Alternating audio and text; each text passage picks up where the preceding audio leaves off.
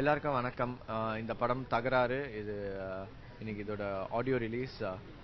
படத்துல மொத்தம் 4 பாட்டு இருக்கு. இது நான் பண்றதுல ஒரு வித்தியாசமான ஒரு படம். இது ஏன்னா ஃபர்ஸ்ட் டைம் ஒரு வில்லேஜ் பேக்ராப்ல அந்த மாதிரி ஒரு என்ன சொல்றது, ஒரு திருவிழா பாட்டு, இதெல்லாம் வந்து ஒரு புதுவிதமான ஒரு அனுபவம்.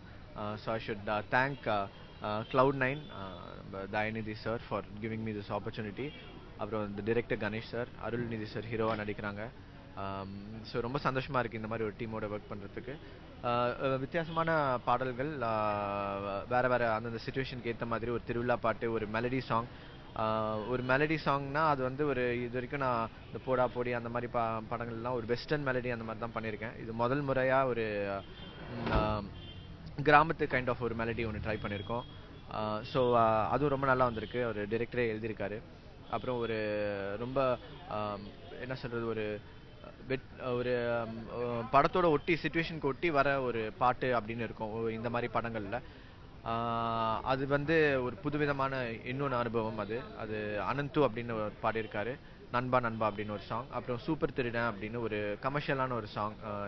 எல்லாம் திருடுவாங்க. ஸோ அந்த அந்த விதத்தில் பண்ண ஒரு சாங், ஒரு ஃபாஸ்ட் பேஸ் சாங் அது. அப்புறம் ஒரு தீம் மியூசிக் இருக்கு. ஸோ ரொம்ப நல்ல ஒரு அனுபவம் இந்த படம். என்னுடைய பேர் பாண்டி ரவி. இந்த படத்தில் வந்து ஒரு சின்சியர் போலீஸ் ஆஃபீஸர் கேரக்டர் பண்ணியிருக்கேன். இந்த படத்தோட ஹீரோ அருள்நிதி, அவருடைய நண்பர்களாக நடித்த முருகதாஸ், சுனில், பவன் 3 பேருமே ரொம்ப கோஆப்ரேட் பண்ணியிருக்காங்க. இந்த படம் என் வாழ்க்கையில் வந்து ஒரு மிகப்பெரிய திருப்பு முனை அமைன்னு நினைக்கிறேன். நான் வந்து ஒரு சின்சியர் போலீஸ் ஆஃபீஸர் இந்த படத்தில் பண்ணியிருக்கேன். என்னுடைய ஃபுல் எனர்ஜியை இந்த படத்தில் நான் கொடுத்துருக்கேன்றதை விட என்னுடைய இயக்குனர் கணேஷ் விநாயக்கர் அவர்கள் என்னுடைய கெட்டப்பையை மாற்றி எனக்கு ஒரு புது லைஃப் கொடுத்துருக்காரு. ஃபுல் எனர்ஜியாக ஒரு சின்சியர் போலீஸ் ஆஃபீஸர் நீங்கள் படத்தில் பார்க்கலாம். வணக்கம், மாலைமலர்.com வியூவர்ஸுகளுக்கு. நான் உங்கள் முருகதாஸ் பேசுகிறேன். ஆடுகளம், குட்டிப்புலி, மௌனகுரு, தடையரத்தாக்கா, இதுக்கு அடுத்தது நான் நடித்த படம் இப்போ ரிலீஸ் ஆக போதுன்னா தகராறு. இந்த படத்தில் வந்து 4 நண்பர்கள் பற்றியான கதை. Arul sir, Pavan sir, Sunil sir, நான் 4 பேரும் வந்து அங்கங்கே வெவ்வேறு ஏதோ ஒரு இடத்துல வந்து சந்தித்து எங்களுக்குள்ளே நடக்கிற சந்தோஷம், துக்கம், இருக்கிற காதல், இது எல்லாருமே இந்த படத்தில் பண்ணியிருப்போம். இதில் வந்து நான் வந்து ஒரு காமெடி திருடனாக நடிச்சிருக்கேன். கணேஷ் விநாயக் சார் டைரக்ஷன் பண்ணியிருக்காங்க. தில்ராஜ் சார் மியூசிக் இது கேமரா பண்ணியிருக்காரு. தருண்குமார் மியூசிக் பண்ணியிருக்காங்க. பாட்டெலாம் ரொம்ப சூப்பராக வந்திருக்கு. இந்த படத்தை பற்றி சொல்லணும்னா, இது முழுக்க முழுக்க மதுரை சம்மந்தப்பட்ட ஸ்கிரிப்ட். படம் ஃபுல்லாக மதுரையிலே முடிச்சிருக்கிறோம். இது ஒரு ஆக்ஷன் த்ரில்லர் ஸ்கிரிப்ட். ஃபஸ்ட்டு இந்த கதையை நிறைய ப்ரொடியூசர்கிட்ட சொன்னேன். யாரும் இதை ப்ரொடியூஸ் பண்ணுறதுக்கு முன் வரல.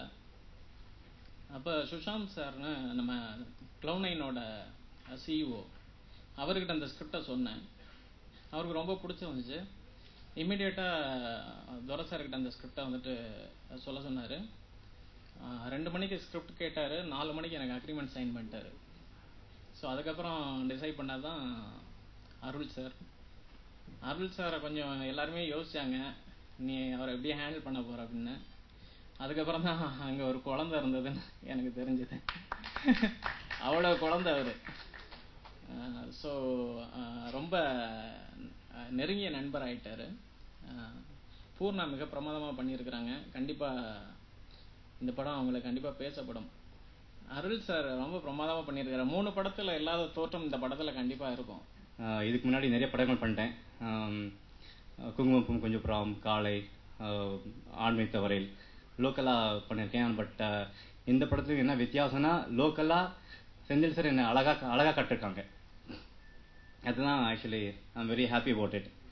And Murugadoss, very nice person to work with. Pavan sir, Arulnithi sir is a very brilliant person to work with. நாங்கள் ஒரு 4 பசங்க அப்படியே ஒரு ஒற்றுமையாக இருந்தோம். படம் முழுசாக காமெடி பண்ணிக்கிட்டு, ஒருத்தர் சப்போர்ட் பண்ணிக்கிட்டு, really happy to work in this film. Dharan has given really brilliant score in this film. Really happy to be a part of the film. ஒரு 6 பாட்டு எழுதி கொடுத்தேன். 6 டியூனா எடுத்து கொடுத்தேன்.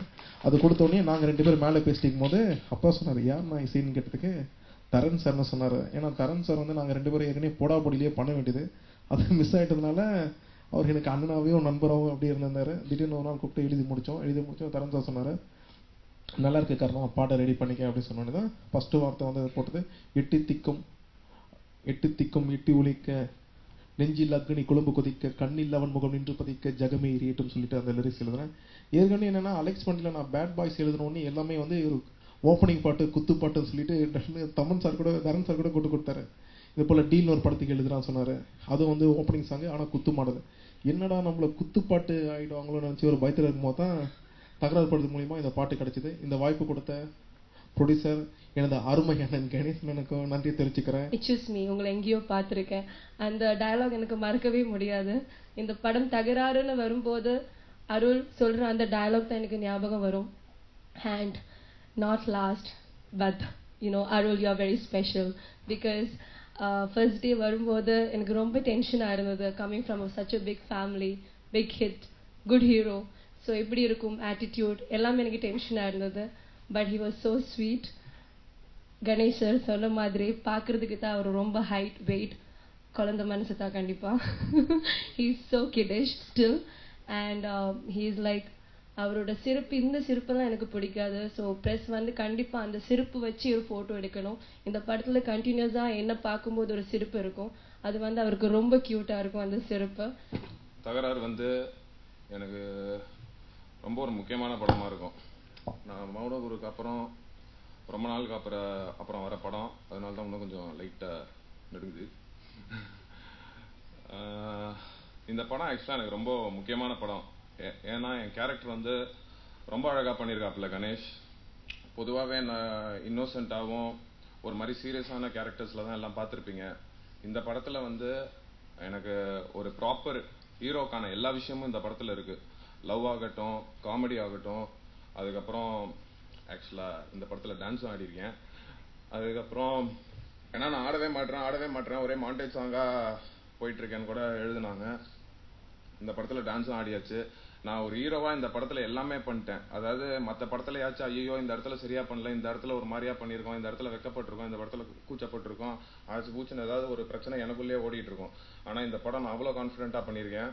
துரை வந்து எனக்கு அண்ணன்றதை விட, எனக்கும் துறைக்கும் ஆக்சுவலாக 10 மாதம் தான் வித்தியாசம். துரை வந்து எனக்கு அண்ணன்றதை விட துரை வந்து என் உயிர் நண்பன்.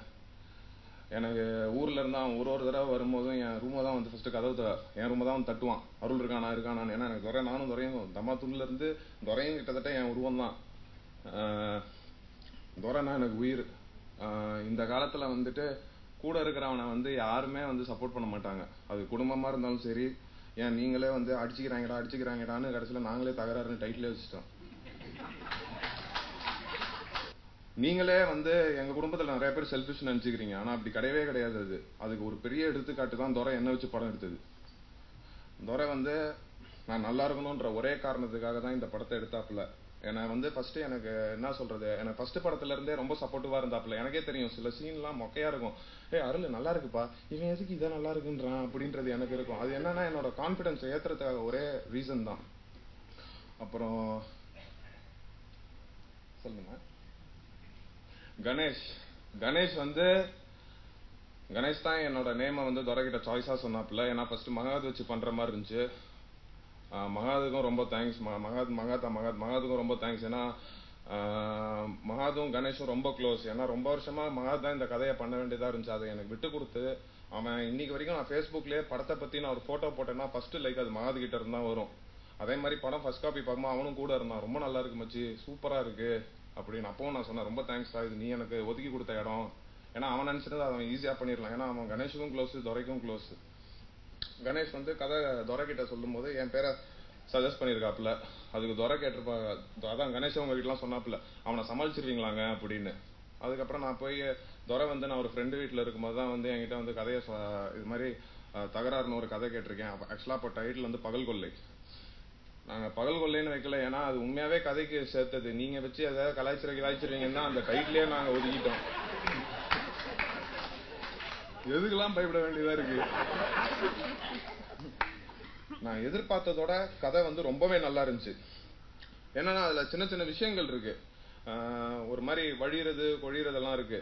அது வந்து நிறைய பேருக்கு தெரியாது. நான் வந்து கொஞ்சம் அந்த படத்துல பண்ற ஸ்டேஜ் எல்லாம் வீட்லயே பண்ணிக்கிட்டு இருப்பேன். எங்க அம்மா சொல்லுவாங்க, குரங்கு இதெல்லாம் வந்து இங்க பண்ணு, படத்துல பண்ணாத அப்படின்வாங்க.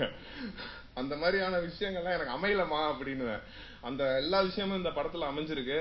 அமைஞ்சனாலதான் நான் இந்த கதையை ஒத்துக்கிட்டேன். எனக்கு இந்த படம் வந்து தைரியமா சொல்லணும்னா நல்ல ஹீரோ ஆயிருவேன்.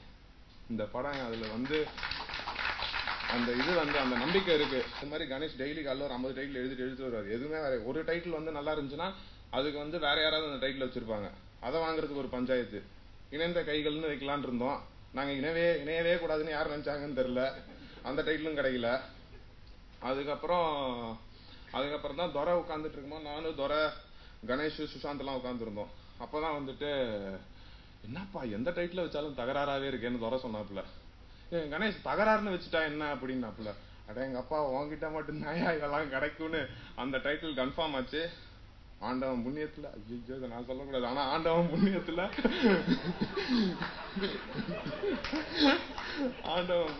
தயவு செய்து நீங்க வந்து நான் இன்னார் பேரன்றத மட்டும் என் ஸ்பீச்சை கேட்காதீங்க. நான் ஒரு நடிகன். தயவு செய்து